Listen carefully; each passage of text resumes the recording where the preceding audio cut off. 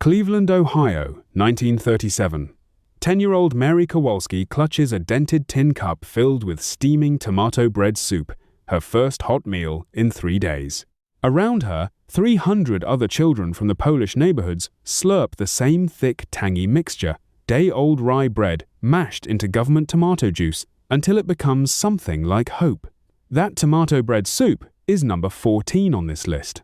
You will also hear about the bean cassoulet that saved Hungarian kids in Tremont, the penny cocoa that warmed Detroit mornings, and the school chicken coops that taught Philadelphia children where food actually comes from.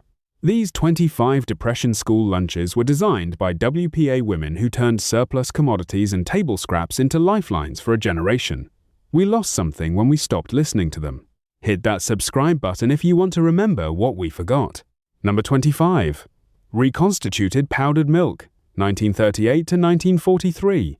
Cleveland's steel mill families could not afford fresh milk, so the WPA mixed powdered milk from USDA surplus with water in massive institutional pots. Kitchen workers stirred 1 part powder to 4 parts water until it resembled milk, though it tasted chalky and slightly metallic. The mixture was served cold in small glasses at lunch, providing calcium and protein to children who had never had consistent access to dairy. You can picture those Cleveland kids holding their noses while drinking it, but drinking it anyway because they understood it was good for them. Teachers reported improved growth in children who received the milk daily, even though most complained about the taste. Today, premium powdered milk sells for $20 a container at health food stores, marketed as a convenient superfood. The original cost 2 cents per serving and kept a generation from rickets. But number 24 is the one that turned breakfast into a warm hug. Number 24. Hot oatmeal with raisins, 1939. Detroit. Detroit automotive families sent their children to school without breakfast during the worst winter of the Depression. WPA cook James Washington arrived at 5 each morning to boil enormous pots of rolled oats with water, stirring constantly to prevent lumps, then folding in raisins that had been soaked overnight until they were plump and sweet. The oatmeal was served thick and creamy in bowls, often with a slice of bread, providing immediate warmth and calories to children arriving in freezing Michigan mornings. Washington kept a notebook tracking which children came for oatmeal every day and which came only occasionally, setting aside extra portions for the ones he knew went home to empty houses. When the program ended after the war, he continued making oatmeal at home and distributing it to neighborhood children until his death in 1972. Artisanal oatmeal with locally sourced raisins now costs $9 at modern cafes. But number 23 taught kids something no classroom could. Number 23. Hard-boiled eggs from school chicken coops, 1936 to 1941. Philadelphia. Philadelphia schools maintained flocks of Rhode Island red hens in wooden coops built by WPA workers, with students assigned rotating duties to feed, water, and clean. Each flock of 30 chickens produced 15 to 20 eggs daily, enough to give every child in a small school a hard-boiled egg on rotation. The eggs were collected each morning, boiled in large pots in school kitchens, and served with bread and milk as a complete protein meal. Miss Eleanor Hartman at a Kensington school watched a malnourished boy named Joseph gain 12 pounds in one school year after being assigned to care for the chickens, his withdrawn demeanor transforming as he took responsibility for the flock. The shells were crushed and used as calcium supplement in school gardens. Free-range eggs now sell for $8 per dozen at farmers markets, while the school chicken coops that provided them to poor children at no cost have vanished entirely. But number 22 proved that scraps could become a feast. Number 22. Hash browns with commodity onions, 1938, Pittsburgh. Pittsburgh steel mill families watched WPA cooks transform surplus potatoes and onions into crispy golden hash browns, using nothing but cast-iron skillets and wood-fired stoves. Workers hand-shredded potatoes using mechanical graters, squeezed out excess moisture with cloth, then combined them with diced commodity onions stored in burlap sacks in school basements. The mixture was fried in lard until crispy outside and soft inside, seasoned with salt, and served with commodity cheese or canned meat. Anna Benedetti, a Lawrenceville school cook, kept extra portions hidden in the warming oven for children she knew went home to empty houses, making the hash browns slightly softer so a boy named Tommy would not choke from eating too quickly. Fast food hash browns now cost $3 and contain preservatives and trans fats, while the original required no packaging and retained more vitamin C.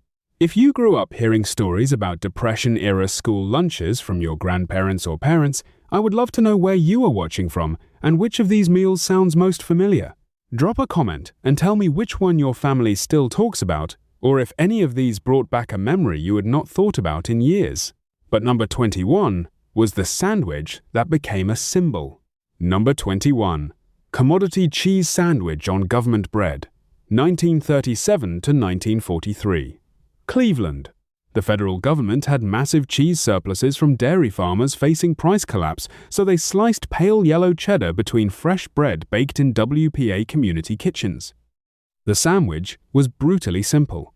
One slice of dense, shelf-stable cheese that required no refrigeration, making it perfect for schools without modern facilities. Cleveland lunch lady Margaret Kowalski could identify which children were eating only the school lunch by watching how they unwrapped the cheese sandwich slowly, examining it before eating, sometimes saving half to take home.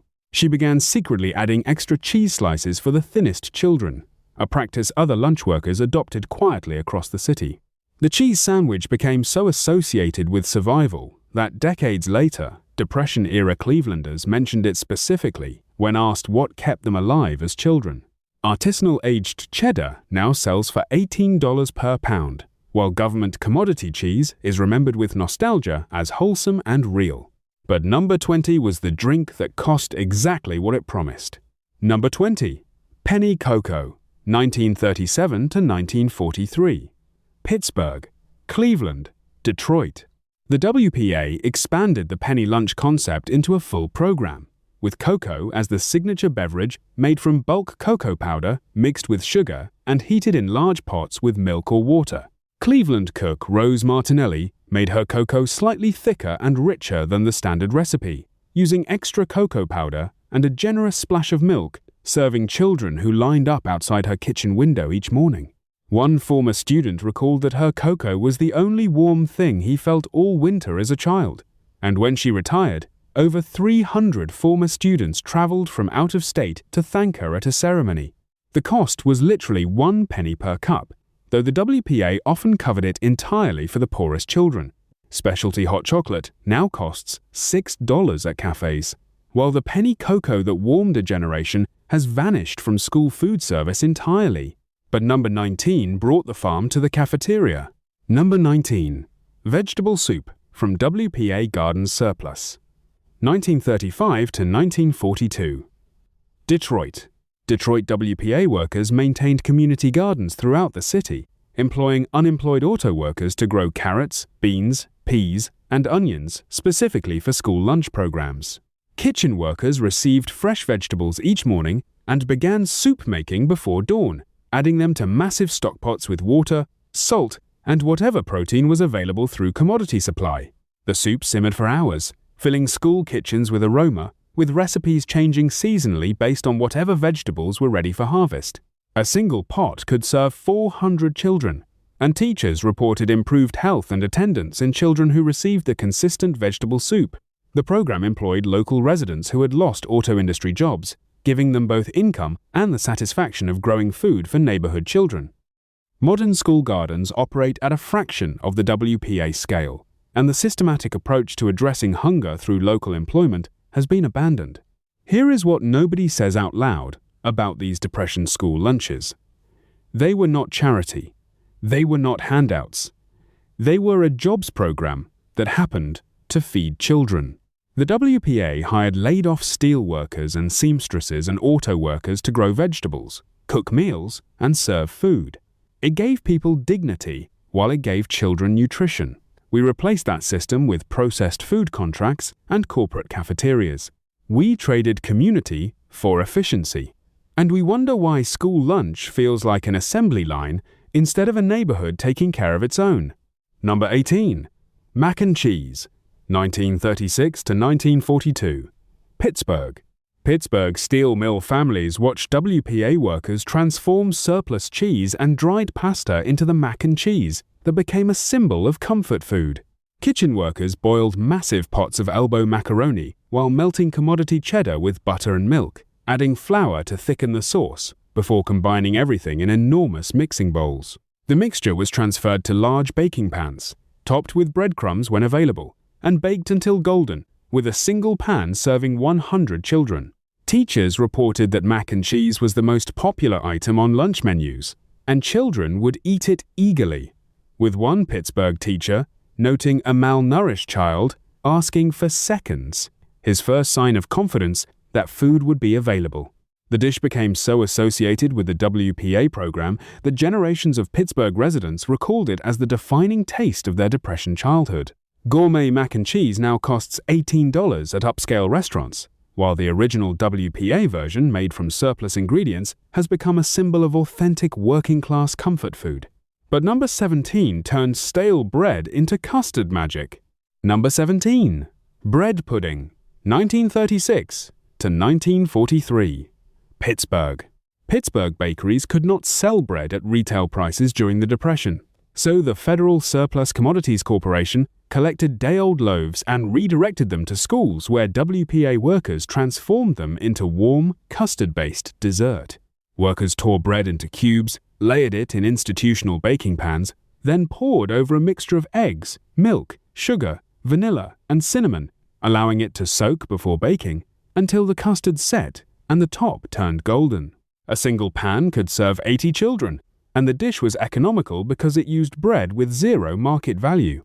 One Pittsburgh teacher described a chronically absent child who began attending regularly once the lunch program started, and another child asking to take his bread pudding home to younger siblings. The WPA program ended in 1943, eliminating the infrastructure that collected surplus bread from bakeries, and post-war recovery meant bakeries could sell their bread at retail again. Fine dining restaurants now serve bread pudding for $14, made with artisanal bread and premium cream. But number 16 proved that windfall apples could become gold. Number 16. Apple Crisp, 1930s. Pennsylvania, New York, Michigan.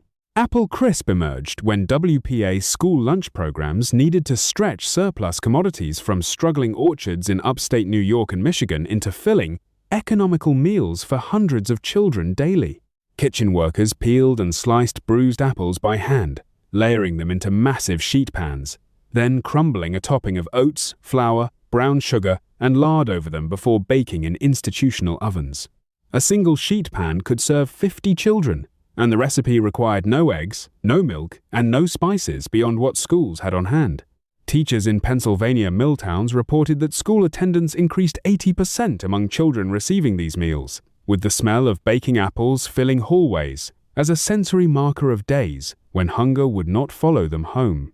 The USDA shifted focus toward protein and shelf-stable commodities after 1943, making fresh fruit a luxury rather than a surplus. Farm-to-table restaurants now charge $18 for Apple Crisp made with heirloom varieties and organic oats. But number 15 was the picnic that came to school. Number 15. Vienna sausage with crackers, 1938 to 1943. Detroit. Detroit WPA paired tinned Vienna sausages with crackers for 12,000 children in Hamtramck schools, stretching Chicago canned meat for immigrant auto families facing breadlines. Cooks sliced the pink, garlicky sausages, cold from surplus cases, arranged 3 per child on saltine crackers donated by Nabisco trucks, and added a pickle spear from barrels, served picnic-style on wax paper for a penny with no cooking required. Janek Nowak, a Polish kid from Poletown, traded his sausages for a friend's apple, but ate them anyway, the snap of sausage becoming his highlight before his mother's night shifts at the factory. The portable protein required no preparation and could be distributed quickly to large numbers of children in schools without full kitchen facilities. War canning priorities for soldiers and the National School Lunch Act ended the program by 1946. Hipster charcuterie boards now mimic it at $18, while studies tout the portable protein we dismissed as processed food. But number 14 turned day-old bread into liquid comfort. Number 14. Tomato bread soup, 1930s, Cleveland. Cleveland WPA lunch workers at John Hay High School transformed surplus canned tomatoes and day-old bread crusts from neighborhood bakeries into thick soup for 500 kids daily from desperate Italian-American and Polish immigrant families. Supervisor Mary Kowalski soaked stale rye loaves in boiling tomato juice from 50-pound government tins, mashing them with wooden paddles until creamy, adding onion scraps and salt with no recipes needed, just instinct from old country stews. The soup was served steaming in tin mugs with wooden spoons, cutting winter chill with tangy warmth that filled empty bellies. Little Eddie Rossi, a 10-year-old from a steelworker's shack, slurped his third bowl while telling his teacher it was better than his mother's watery broth, his first smile in weeks as attendance jumped 40%. World War II rationing shifted tomatoes to troops in 1942, ending the program as federal funds pivoted to war efforts. Farm-to-table spots now serve this poor man's gazpacho as panzanella soup for $12 a bowl. But number 13 put protein on toast. Number 13. Cottage cheese on toast, 1937 to 1942. Cleveland. Cleveland WPA curdled local dairy surplus in galvanized vats to nourish 7,000 steelworkers' children weakened by mill closures, draining whey through cheesecloth hung on broomsticks and spreading fresh, tangy curds thick on surplus rye toasted over gas flames. Dietitians made the cheese fresh daily, and the combination provided complete protein and calcium for 2 cents a serving, eaten with forks brought from home. Orphaned Billy Hayes from the Jones family savored his first creamy toast at Glenville High after his father's mill accident, gaining weight his teacher noted in the logbook as his energy returned. The 1943 FDA consolidation and milk powder mandates replaced fresh cheese with canned goods, vanishing the program by 1942 as standardized processing took over. Fancy cafes now plate $12 cottage cheese bruschetta, echoing the cheap calcium boost science later confirmed vital for growing bones. But number 12 was the fruit that kept kids regular. Number 12. Stewed prunes, 1936 to 1942. Detroit. Detroit WPA stewed prunes for 10,000 underfed children in Highland Park schools, using California surplus dried fruit to combat rickets in Polish and black mill families during the auto industry slump.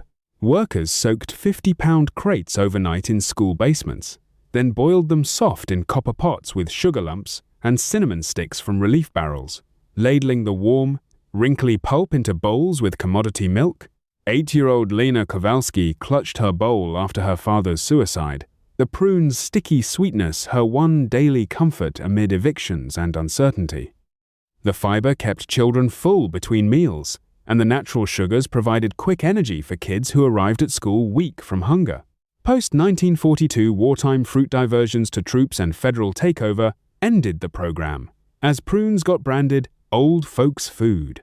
Wellness influencers now sell $8 prune smoothies, validating the gut health depression cooks knew instinctively. But number 11 was the sandwich that meant business. Number 11. Sloppy Joe with commodity beef, 1939 to 1943, Detroit. Detroit WPA lunch crews turned surplus federal beef into Sloppy Joes for 15,000 kids daily in Wayne County schools, filling the gap for auto workers' families hit by plant shutdowns.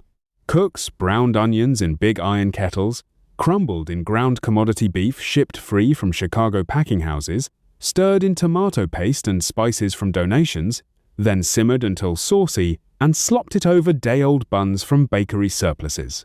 Little Tommy Rizzo, son of a laid-off Ford riveter, wolfed his first hot Joe in Castech cafeteria, telling his mother it beat the cold bread scraps at home. The meal required no plates, just spoons, and could be prepared quickly in large quantities for schools with minimal equipment.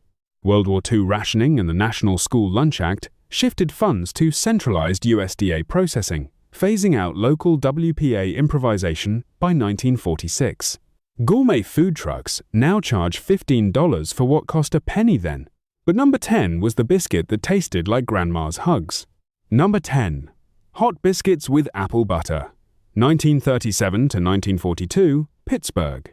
Pittsburgh Hills, where apple orchards rotted unpicked amid farm busts, inspired WPA women to knead surplus flour into biscuits cut with lard and buttermilk from relief cows, baked flaky hot, and slathered with boiled-down apple butter from Ohio Valley windfalls, spiced cinnamon thick. The apple butter's tang melted into steam as children bit into warm biscuits, providing carbohydrates and fruit in one comforting package. Cook Bessie Hale watched orphan Timmy smear his first bite, eyes wide, saying it was like Grandma's hugs in a voice that made the other kitchen workers stop their work.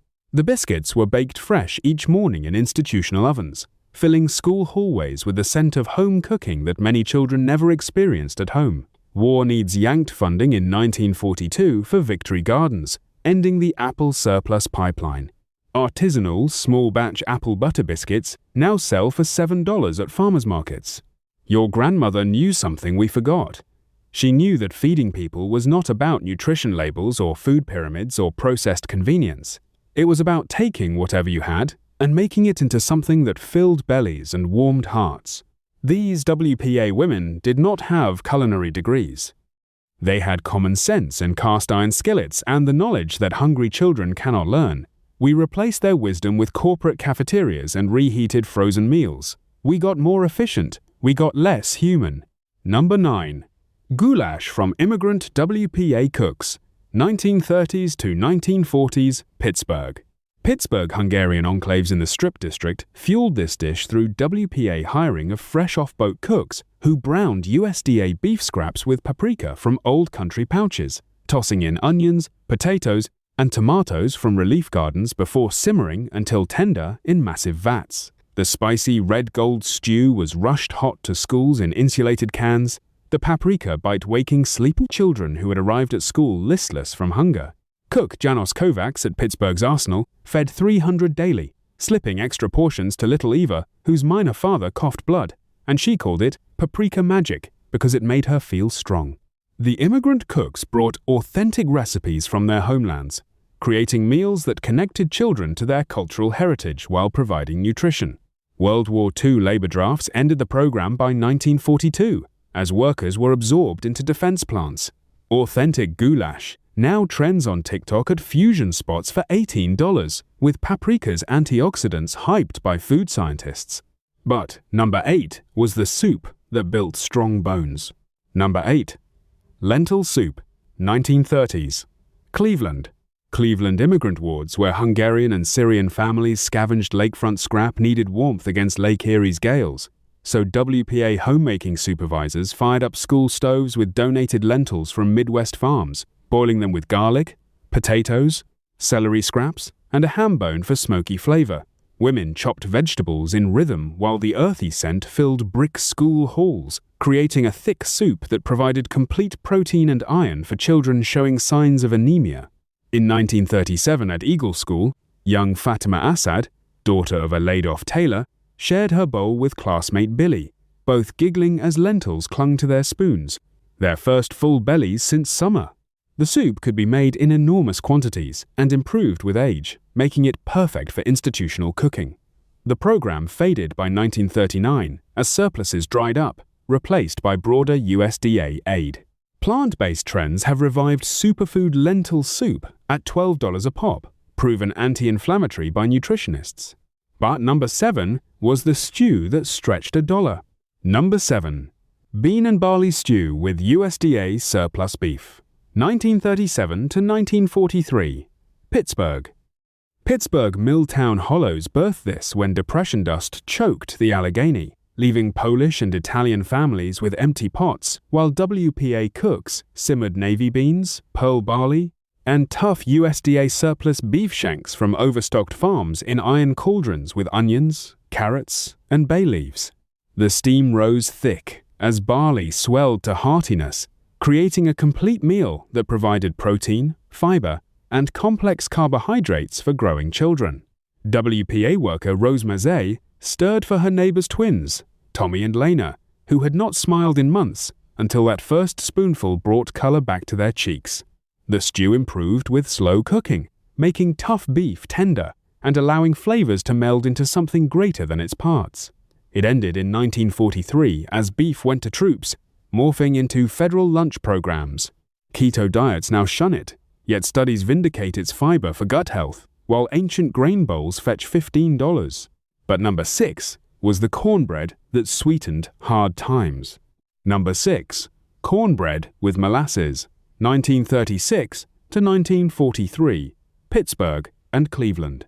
The iron winter of 1936 left Pittsburgh steel mill families and Cleveland factory workers hollow-eyed from layoffs, watching their kids faint in classrooms until the WPA hired local women to bake cornbread in school basements using surplus cornmeal from federal stores.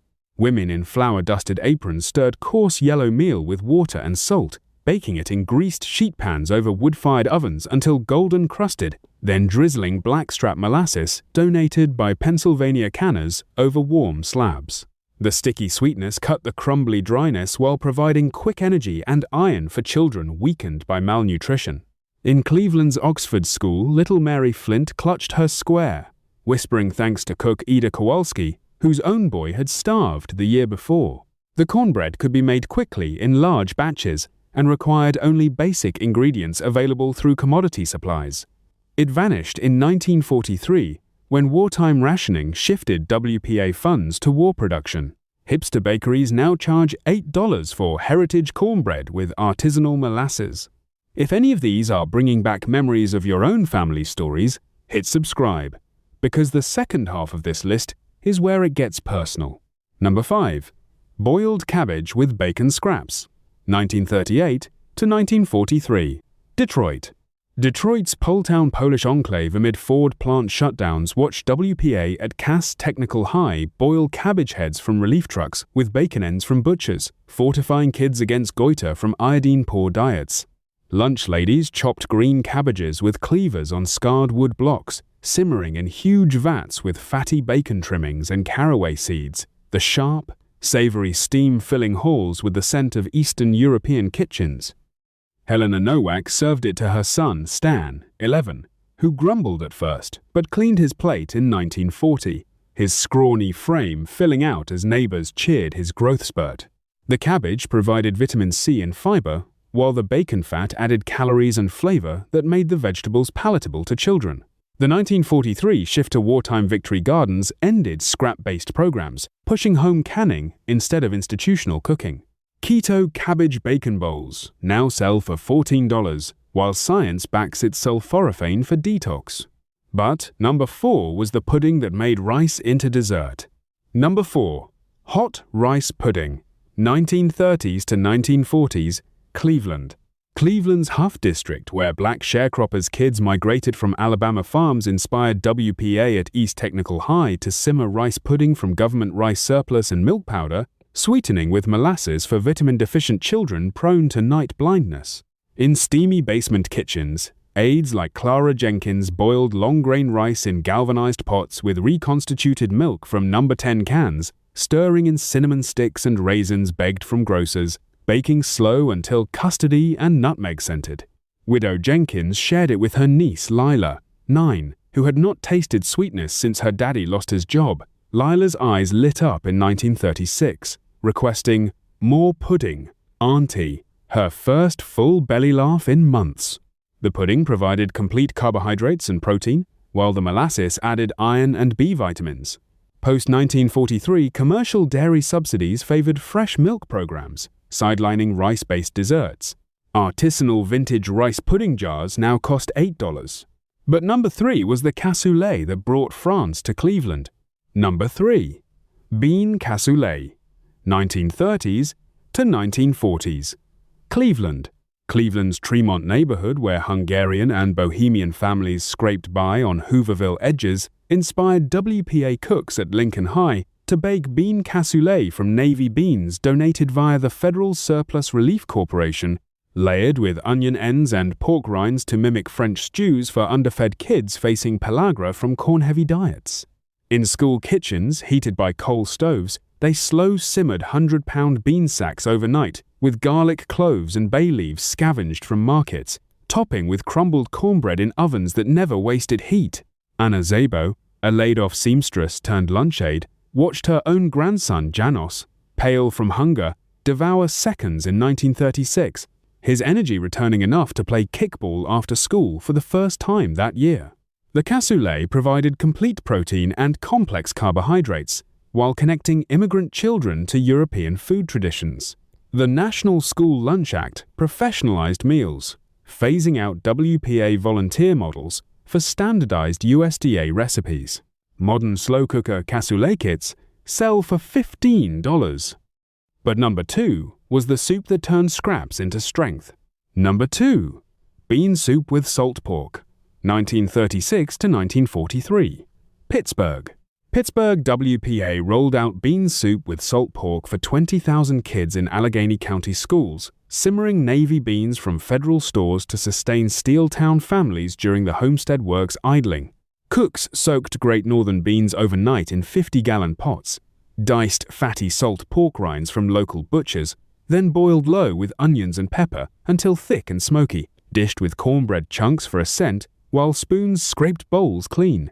Rosie Petrovich, daughter of a mill puddler's widow in the Strip District, warmed her hands on the bowl, the pork's salt, her taste of her father's lost pay, and the promise that someone still cared whether she lived or died. The soup could feed hundreds from a single pot and provided complete protein that kept children satisfied for hours. Post-war union booms and 1943 FDA shifts to vegetable purees replaced the hearty staple with processed alternatives. Artisanal Senate bean soup now fetches $9 a bowl, proving the thrifty combination's staying power. Think about this. These meals vanished not because they were bad, but because we got prosperous. Post-war America decided that convenience mattered more than community, that efficiency mattered more than knowing your neighbor's children by name. We traded the WPA lunch lady who knew which kid needed extra, and the school garden that taught children where food comes from for corporate contracts and reheated frozen meals. We got what we paid for, and we paid for everything, except what mattered. Number 1. Shepherd's Pie, 1937 to 1943, Pittsburgh. Pittsburgh's Steel Valley mill towns like Homestead watched WPA projects at South High School layer ground surplus beef scraps with carrots and peas from the surplus commodities division, topped by mashed potatoes for 300 kids from laid-off U.S. Steel families battling iron deficiency anemia. Cooks like Ethel McGuire browned cheap beef, ends in cast-iron skillets over gas rings, mixing in donated turnips and onions diced by hand, then blanketed with boiled potato slabs, whipped with a fork, no milk, just potato water for creaminess, baked until golden crusted and steaming. Teacher Margaret O'Brien recalled 12-year-old Tommy Kowalski from a shantytown family trading his pie for a classmate's apple core in 1939 until he learned to savor it, gaining 5 pounds by spring and discovering that someone thought he was worth feeding. The shepherd's pie represented everything the WPA lunch program achieved. It took scraps and made them into something nourishing, it employed people who needed work, and it fed children who needed hope. World War II meat rationing funneled beef to soldiers, dissolving local World Par kitchens by 1942. Deconstructed shepherd's pie now fetches $18 at gastropubs, but no price can buy back what we lost when we stopped believing that feeding children was everyone's responsibility. Here is your challenge. Ask someone over 70 about school lunch. Not the cafeteria food they complain about now, but the meals that kept them alive when keeping alive was not guaranteed. Ask them about the lunch lady who knew their name, the teacher who saved them extra, the neighbor who made sure they ate. Share their story in the comments below. Because these Depression school lunches were not just about food. They were about a country that decided hungry children were everyone's problem to solve. We could learn something from that.